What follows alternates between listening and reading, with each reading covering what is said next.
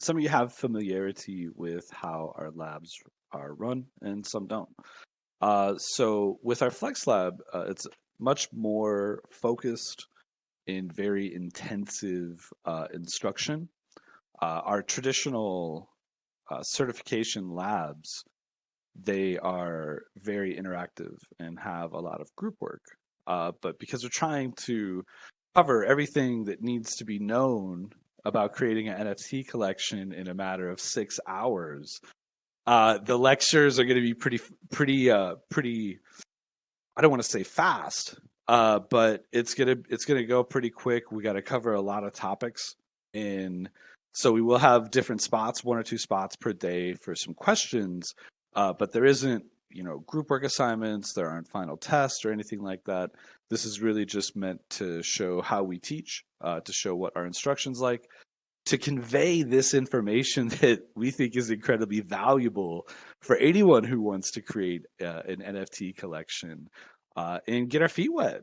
This is actually we've ran a Flex Lab before for GNana, which was a free seminar we did on the topic of GNana. It was really fun, but this will be our first multi-day Flex Lab.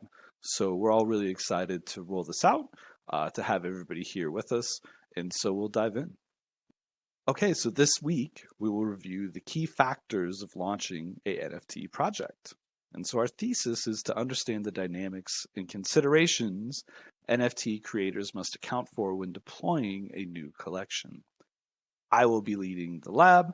We'll probably have Zion Zhu supplement various parts as our assistant dean. We have our faculty here up and down. We have prior students, we have new students. And so this is a great collection of what Ape Labs is. So we're really excited to dive into this topic and really explore how creators can plan and really take a successful approach to releasing their collections. We firmly believe that Web3 utility and the role of NFTs, that this space is going to explode. We firmly believe in the use case of NFT and the ways that it can bridge the real world and do so many incredible things in places like the metaverse or GameFi environments. So we feel like it's really important to have educational resources available for people who want to enter this space as creators and project managers. So day one, we've got intros to the lab, to us, deciding the concept, defining utility, and choosing a chain. Very packed day today. Day two, we're going to talk about the art, the construction, minting and release. And then day three, supporting and sustaining the project, which is where really you encounter some of the largest challenges. It's really, really easy to get hype for releases and mints, incredibly hard to sustain momentum. There's no testing. We already talked about that. And then everybody who completes it and is here every day, you'll be welcomed into our alumni server, which is a really nice, close-knit community, crypto community that's hard to find. We don't even have moderators. So because it's not public and everybody who is in there has gone through Ape Labs and is very respectful and decent to each other. So you want to be a NFT creator. Are you prepared for no sleep? Stressful decisions that will make or break your project, incredibly large time commitments, bootstrapping marketing with your own funds, negotiating deals with partners, managing a community during release and downtrends, and evolving the project via decentralized consensus. Well, if that sounds appealing to you, I don't I don't know what else you're doing for work or real life, right? Like it's hard. It's really hard. There are a variety of people here who have been a part of teams that have launched NFT projects. Some have been successful, some have been not successful. Some have evolved over time. Some have incredible utility, some have no utility. There's so many different approaches to it. But the consistent thing that you will encounter as a creator of an NFT project are these dynamics, because you will make decisions from the moment you sit down and say, hey, I want to create an NFT collection, right? The series of decisions that you make, from the features that you include, from the protocol that you launch on, from your tokenomics in terms of supply, from your rarity structures, from who your artist is, if it's outsourced or internally. All of these decisions generally have high consequence if you get them wrong, right? And so these stressful decisions, if you're aware of what you're doing, right, and you're setting out on the right foot and you have a planned approach, the volume of stressful decisions you encounter on the fly, right? Unexpected, like, oh my God, right? Type stuff that's going to get you a bunch of gray hairs on your chest. You'll be prepared for it, right? You'll know that when you go into this ecosystem and you launch your project, that you have a lot of what you expect planned out, right? And you have a lot of your decisions, the moves that you want to make planned out. You'll encounter things that you didn't expect, and it'll be very hard to overcome and manage. But there is a large volume of stressful decisions that you'll encounter in this space as a creator. I took this snapshot over here on the left. This is NFT Key's 24 hours AVAX sales snapshot, and that's taken the 13th of March. What do we see? Well, NFT Key is a widely used NFT marketplace. It has 5 or 6 different chains integrated, and on some of the chains that NFT Key has integrated, it's the top marketplace. Works very, very well, technically sound, and a lot of NFT creators will want to have their project listed on NFT Key. AVAX has a decent NFT market. It's not huge like Ethereum. It's like any other kind of EVM sidechain. In terms of the traffic and volume and use. Well, looking at it, for the top 9 collections, right? Look at that. Till last 24-hour sales, zeros. It's all zeros, right? Floor prices are kind of abysmal, right? I mean, 1.05 AVAX, yeah, it's like $60, I think, $50. 1.5 AVAX, yeah, 80 or $100. But you would think that every creator of this collection who went through the process of listing on NFT Key and having their NFTs integrated there, you would think that they would all be a bit disheveled or disappointed that they have 0 sales over 24 hours. This would be very hard. And this is why you're going to see the total collapse of the vast majority of NFT projects. Because if you put in all this effort and you put in all this work and people aren't buying releases and people aren't buying secondary markets, then the incentive to push forward and keep going in a crowded, saturated market is very small. And so you'll see specifically a lot of NFT projects on Ethereum just utterly collapse and fall apart. People put love, they put effort, they put time, right? I'm not going to go through this list of AVAX collection and say that of this top 9 that are listed here, that all 9 are scammers and money grubbers and hustler. Like, that's absolutely not the case. I would wager that the vast majority of these NFT creators set out with the right intentions, set out to do to obviously to make money, but they also wanted to create, right? Channel that creative energy, create a collection, deploy it to the world, gain traction, gain a community. I would wager that these were the sincere goals for most of these creators. And so when you're facing these challenges and you're facing these downtrends and the lack of interest, you have to be prepared for it. And it'll weigh on you and it'll stress you and it'll cause a lot of discomfort in your life. And so it's really important before we start out and go through this. I want to make it very clear, like, it's not easy money. It's incredibly hard. It's incredibly challenging. You will be pushed to the limit. You will end up being awake in hours you never anticipated to speak to key partners and to form relationships. And there's all sorts of crazy things that you'll have to go through. So while you might not seek out this type of life, right? Who would want to go into an environment and say, it's no sleep. Yeah, it's a ton of stress. Yeah, there's a high chance of failure. Yeah, this sounds amazing, right? Well, you don't have to seek that out, but if you're prepared for it, right? If you're prepared for these things, then, well, let's proceed. So first things first, we have to define our goals, right? We need to understand what we want to do as creators of a project and what our goals are. Clearly, there's a large financial incentive, right? So much money is traded on NFTs now even amidst this downtrend in the general market and world wars going on and all the turmoil and sanctions and all the other crap, right? NFTs are still being traded. People, they're still active. There's still a lot of trading, a lot of money being moved in and out of NFT markets. So obviously, there's a financial incentive present. It likely will not be as lucrative as you think it will be. And so, if your main goal is a financial incentive, I would ask you, are there other ways to make gains? Because in these markets, specifically crypto, if all you want to do is make some money, you don't have to go through the stress or the hassle or the headache that is associated with running this type of a project. So if all you have is a financial incentive, go ahead and look for other ways to make gains that don't require so much time and effort on your part. If you do have a primary goal of money, it bleeds into every aspect of your project, right? Look, DeFi projects aren't corporations. And they're just, that's not what they are, right? And they shouldn't be run that way. And so obviously making money, having enough financial incentive, teams need to have enough capital to operate in this space to be successful. These are all givens. But if your primary goal is money, then you will operate everything in a profit motive. You won't value the community because there's not a ton of profit in valuing the community. You won't take a specific approach that might be more beneficial to holders or to people who want to buy it, but it might not make financial sense. So you make it more challenging for people to enter your community or into your ecosystem.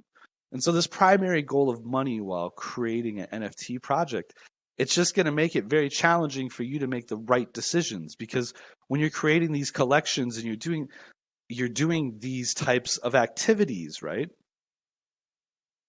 There might not be a really good financial incentive. We recently funded a giveaway for anybody who buys one of our mushies on the secondary market. All you gotta do is buy a mushie, you're automatically entered into a daily draw for Algorand. Well, the amount of money that we put into this promotion, royalties aren't supplementing it. It's a huge loss financially. And so if our main goal was money and profit, we couldn't execute a program like this because there isn't the return doesn't it doesn't have enough value for us to execute the strategy, right? We're okay with it, right? We're okay with it. We're okay with doing something like this in a downtrend and accruing the rewards. And maybe it goes 7 days and then just one person buys the lowest mushy and they get it for free.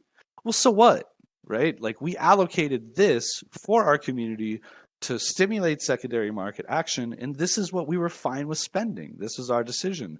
We're not measuring our return in a monetary sense, right? We're measuring it in the volume of holders that we're getting, the activity that we're getting on social media, the new followers.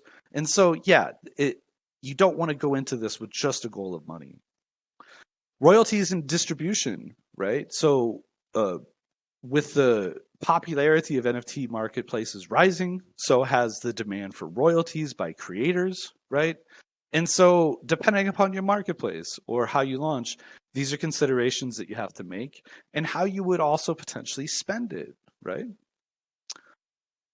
Do you want to develop a segment? Web3 utilities? Oh, it's so exciting. This is the forefront of technology, right? And we're all really, really kind of lucky to be here at the beginning, to be at this front of the early adopter curve, right? And so building out in this space, not only is there a huge financial incentive to do it, but it's fun. It's amazing. We get to connect with people from all over the world with the same interests. They speak the same language as us. And so, yeah, developing Web3 and everything that it encompasses, whether it's metaverse, GameFi, education, like what we do at Ape Labs, it's really fun. It's really exciting. And it's a very rewarding type of work, right? Versus going into some office in some boardroom, kissing ass and not being able to say or execute what you really want to do. Like, this is very, very lucrative, just for people, right? New concepts or opportunities. Oh, we're going to go over this. There's so much stuff we can do with NFTs now. And the opportunities for NFT utility are endless. They're infinite. Like I always say this during our certifications labs, we're only bound by our creativity in this space. That's it, right? Generally, developers and technical capacity, it catches up. If you're too, if you're too far ahead, it'll get there, right? But we're really only bound by our creativity. And so, whatever we want to unlock in terms of concepts or opportunities using NFTs, it's all available to us. Creative expression. This is going to be huge for artists, right? This is the purest goal and the one most likely to create a successful project foundation. If like the old rally cry back in the day during dumps and bear markets was in it for the tech. And so it was just shortened to Initech, right? And now it's in art, right? It's in it for the art, right? But realistically, creative expression is coming from the single most pure place. And so if your goal is this creative expression and you have someone in your life that you know is a fantastic artist and they don't know what they're going to do, or they're the prototypical starving artist type, right? Channeling this energy into NFTs is incredible, and it's going to lead to really good opportunities to grow because it's coming from a really pure spot. Project management, kind of tying into developing the segment, there's a huge drain for talent in the crypto space. It's a global 24/7 market. It never shuts down. And the volume of capital that some of these teams are managing, they have no business doing it. They have no business being in charge of, oh yeah, I run an NFT project that's had 35,000 in Ethereum sales. It's like, well, what have you been doing? Like that's a significant quantity of money. Like, what are you doing with it? So if you're a manager in traditional world and you have training in management, or you have training in development, or you have professional training in art or graphic design, whatever the case might be, the topic of project management within crypto, oh, it's so huge, right? And there's so much going on. And for a manager, you have to plan and you organize all these different moving parts and you wear so many different hats. And so people can be inclined towards management as a field. And so this is a great way to channel that energy. Along that same line, career development, crypto isn't going away. If you want to pivot out from the shitty in real life work environments that most people really don't enjoy, crypto offers a good opportunity to do that. I will say, look, you're going to be faced with challenges and you're going to be faced with decisions that you might not feel comfortable making, right? You might be concerned about fiat off ramps and having access to funds amidst sanctions and regulations and these types of things. And that may prevent you from pursuing full time type work. And there are people who are close to me who are in that situation, and that's fine, right?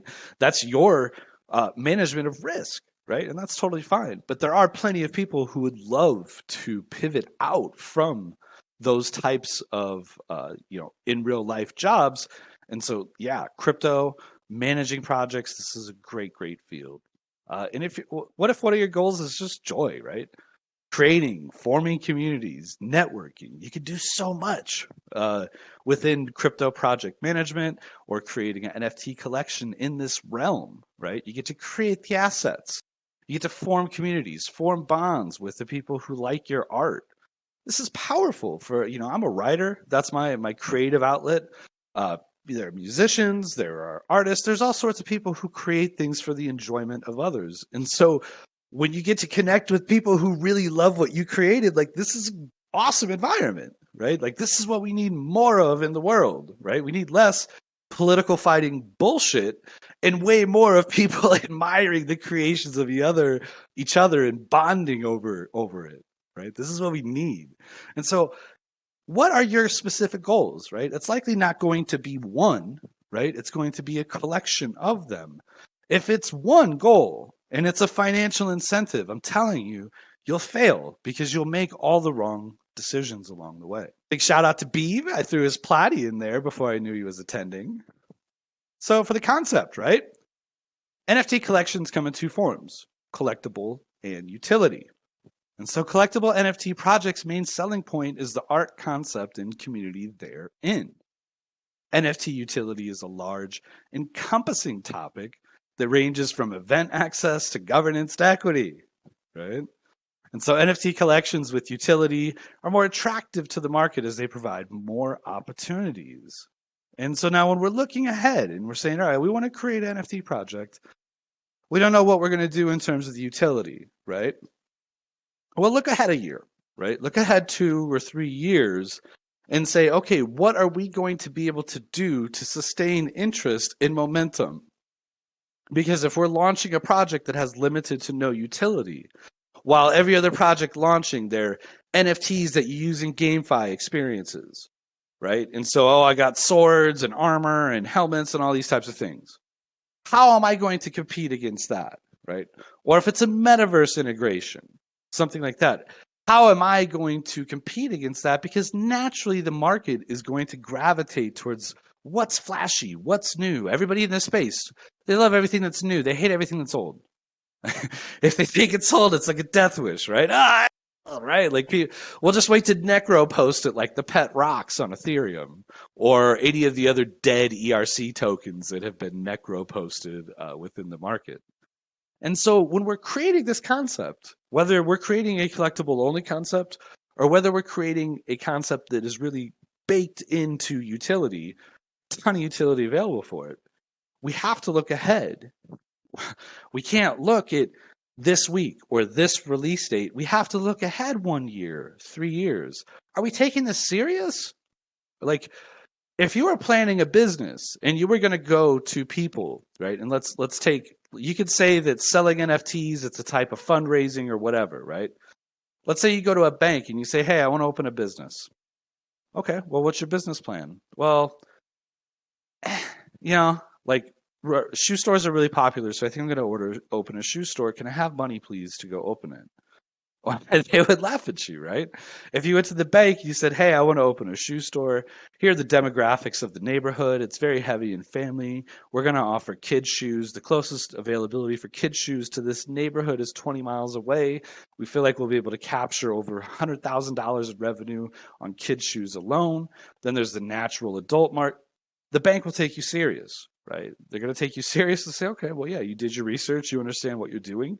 So now you're going to potentially get our funding. And now if you're an NFT collection, yeah, you can slap up a website, create some, shitty like derivative project or some blatant copy, send it out to the world. And then that's that, right? Well, we'll see how things go, right? Well, yeah, I know how it's going to go. It's going to end with you failing because you didn't plan at all, right? You didn't plan anything from the art to your releases, to how you plan to manage the community in 6 months to a year. Clearly, there's no planning gone into it. So we have to be better than that. And we have to bring things to life that are sustainable and valuable to the ecosystems. We don't want to create bullshit projects just to sell it to the market and we make money, right? That makes the space worse. We want to make everything better. And NFT collectible projects can work, right? We talked about how would a collectible NFT project itself compete against something that has GameFi or metaverse implications, or, oh, it gets you this incredible access to all these cool perks and you get a first demo of games on Steam and yada, yada, yada, right? So if we're looking at that and we're saying, okay, this is where the space is going to go, this is how the space is going to develop, people are going to be playing video games with NFT weapons and armor and cars, and they'll be able to sell them. And it looks really competitive and really, really hard. Well, you can do it, right? You can do a collectible only project that has, no utility, but you'll need incredible art, right? First point, you need really, really good art. Second, you need digestible rarity, structure, and features. Third, a creative release schedule. If it's a collectible only project, then the releases will have to generate a lot of hype, right? Because if once everybody has this NFT, now what, right? Well, now we just hold and wait to sell to someone else. Well, in order for you to wait and sell it to someone else, there has to be demand, right? And so how are we going to stimulate demand? Well, a creative release schedule is a way to do that. And you'll see very different approaches based upon ecosystems. We've talked about this in our certification lab specifically, where having really long, drawn out release schedules is pretty common in Algorand, where the creators will have X number and they'll release it, like a small number, 5 to 10 over a week or two. And then that's how the releases go. And sometimes they end up crossing multiple financial quarters where it's like a 5, 6 month release. What's been popular on BNB chain is you just go to the website, you mint, right? And so each ecosystem is going to have its own kind of kinks, right? And we're going to explore that later. But we want to make sure that if we're doing a collectible only project, that we are as creative with the release schedule as possible. And we don't want to run the risk of having our floor price in the secondary being, lower than the release. Because if you get into a dynamic where the floor price in the secondary market is less than what your release price is, why would anybody buy it? Why would anybody buy the release? Anybody who wants to buy it would just go buy the cheaper version on the secondary market, and it would be a very, very bad indicator for what's to come for that project. You'll need an active ecosystem with infrastructure in place. This is very, very key, right? If you aren't building out utility and you're not planning utility for the project, then you need that ecosystem to have users. You need that ecosystem to have infrastructure. And you need it to be ready to go and deployed, not waiting in the wings. Because when people go to shop for NFT and they go to look for NFTs to buy into, they're going to need access to data. They're going to need access to rarity tool sites. They're going to need access to the communities so they can kind of get a gauge on where things are at. And so you need these things in place. You'll absolutely need talented marketers and community managers. And a large network of partners, right? Maybe this is for growing your own channels. Maybe this is for co-marketing purposes, fundraising events, whatever the case might be. You're going to consistently need to have these partnerships and have these announcements to show that the project is still being actively developed. Because once the releases are finished, how is anybody supposed to know that you're still there? And well, they would know through your network of partners. You'll have to sustain momentum post-release, and you'll have to handle constant criticism. Yeah. This is really one of the funny things, and I'm glad I saw a Twitter thread last week, I believe, on it. And crypto is the only space where people who hold like the tokens or hold the NFTs or hold the coins will like actively go out of their way to devalue them in social media. Through complaining, through throwing shade, through being abrasive, combative, using bad language, whatever the case might be. You don't really see it in other sectors or segments. So you have this really weird dynamic of people who FUD their own bags, right? They'll FUD their own holdings, they'll FUD their own tokens, and it doesn't make a lot of sense. But it happens, right? And a lot of the criticism that you'll get and a lot of what people will suggest, I think it's one thing to say, hey, do you think you could do this, right? Maybe it's create a special email on the website for it, right? Sure, not a big deal. Oh, hey, I think you should actually totally change all of the colors, remove the backgrounds, have them only be solid. And it's like, it's already deployed, right? And so once it's deployed, we can't go back in and change these things. And so you'll get a ton of criticism that isn't logical or isn't even something that you could facilitate. But guess what? You have to manage it, and you have to treat it with the same respect or decency that you would treat a sensical one, right? And so you need to be able to handle this and manage it and not get upset, not let emotions get the better of you when people say some really dumb things sometimes.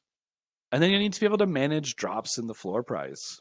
Yeah, I mean, people will get really upset about it because if you're talking about a collectible NFT project, they can't really earn yields on it. There isn't much they can do with it in terms of like, staking or using it for collateral in lending environments or fractionalizing it. Like they just have it and they're just kind of waiting to sell it. Maybe they flex it a bit or do those types of things. But yeah, you will see drops in the floor prices, and how you manage it and how you respond to it will really determine what comes next. And so now, right, after all that, consider you have to allocate revenue from mints to a team to manage some or all of these processes. right? If you are the artist, and it's funny we have Beaven here because you know if you're an artist, you can create the assets and you can make beautiful art. You'll probably still need help minting. You will absolutely need help in community management. You will absolutely need help in business development, doing outreach with partners, setting up announcements, co marketing events, AMAs. One person, no matter who this person is, they can't do it all. They can't do it all. And this is what you have to have in order to be successful in this space. And so, Preach. yeah, and so if you're an artist yourself and you think I could do this by myself, I can create the assets, I can deploy the project, I can manage the community, there's always going to be huge gaps. And so you have to allocate whatever revenue you have coming in from your project to a team, to people to work with you. And if you're strapped so thin and you look ahead and you say, look, I look if I bring on two admins or I bring on a business development guy and two moderators, well, I thought I was going to make $75,000 from this mint. Now I'm only going to make 20. Okay, well then you have to weigh whether it's worth your time and effort to do that, right? That this is how this we have to take a very strategic approach to deploying these collections, looking ahead, understanding what we're going to encounter, understanding what challenges we'll face, and understanding that we can't do it alone, and how that affects revenue, how that affects your approach to even deploying the collection itself. These are all very, very large considerations to make as for an NFT project, and there are even larger considerations to make when you're looking at a project that is absent utility. So looking at this data comparison, on the top, we have Poopies, which was, it caught some traction last year when it released. Cute little GIF poopy emoji guys. It is what it is. Total sales they had on NFT Key was 81.88 BNB. Last 30 days, exactly zero. Exactly zero. So Poopies have accumulated over 81 BNB in total sales, but exactly zero in the last 30 days. Poopies also have no utility. Now, Bull Society is yield bearing via reflections and a host and native marketplace, but it still captured over 31 BNB in 30-day sales on NFT Key. And so now NFT Key is a competing marketplace to the one that they created and built for their project. And I believe yeah, I don't know the specifics, but I believe the marketplace and the fees the marketplace earn are a key point in the reflection structure that they have. And so while NFT Key is a competing marketplace, we still see a lot of traffic there, right? 31 BNBs, that's about 1 BNB a day. So that's pretty good, right? And if you're the collection creator, then you're getting some percent of that as a royalty, which is nice. I mean, it's not going to, you're not going to be able to build a second house with it. But it's good for sustenance and to be able to keep your team around you interested and still in touch with the project itself. And so while art quality is a factor, right, utility drives this large discrepancy in recent trading activity. If Poopies had offered utility, right, or they had something to offer their holders other than just waiting for someone to come buy their Poopy, they would probably have some transactions over the past month, right? Clearly, they've had some. I mean, 81 BNB total sales, it's not an amount to sniff at. I mean, you can look when this snapshot was taken, it was worth $38,000. So, I mean, it's an NFT collection that generated $30,000 in sales. So, while it's not anything to write home about, it's sufficient and it's adequate, right? So utility is the big difference here. Utility is a big difference here. And as you are concepting your NFT project, and again, if you want it to be a collectible project and you don't want to offer utility, then you have to look at what's transpired in recent days with Poopies, and you have to be prepared to encounter something similar. So if you are making a collectible NFT project and you go 30 days without a single transaction, what are you going to do? Right? What at that point, what do you do? Do you just fold up shop and say, all right, it's over? I guess I should have added in some utility, right? I don't know. I don't know. But I don't want you guys to be in a position like that. I don't want you to be in a position to where you put months and months and months of time and effort and hard work and dedication into a collectible NFT project, have really successful releases, and then it dies. Because you could do that and you could turn around and rinse and repeat and rinse and repeat and rinse and repeat forever if you really, really wanted to. But it would get pretty taxing creating all these alter egos and personas. And then you would eventually get caught because at some point the art would get noticed as being similar or borrowed or stolen. So we don't want to be poopies in this situation. We don't want to create an NFT collection that goes 30 days without a sale. And so when we're creating this concept, we have to look out beyond the releases and say, what are we going to do to sustain demand 6 months after release or a year after release so we're not in that position?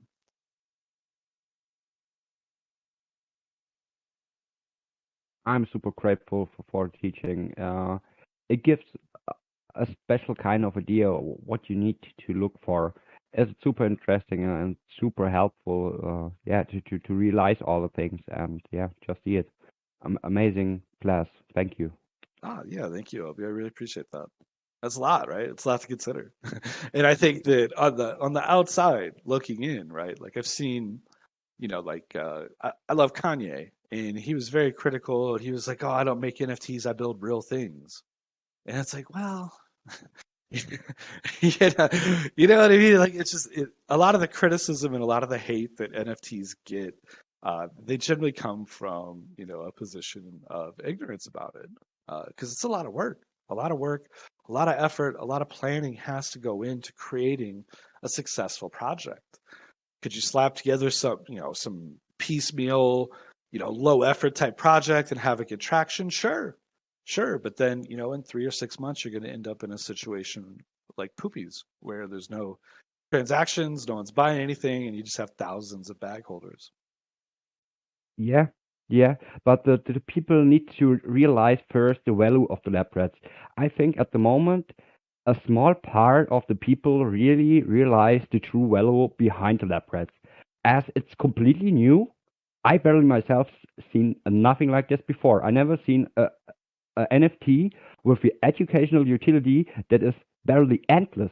Like, yeah, Yeah. I can take part on this graduation, but when I'm boring, I can also take at the next graduation and go again and again and again. So I never learn out. I have constantly input of experience and knowledge.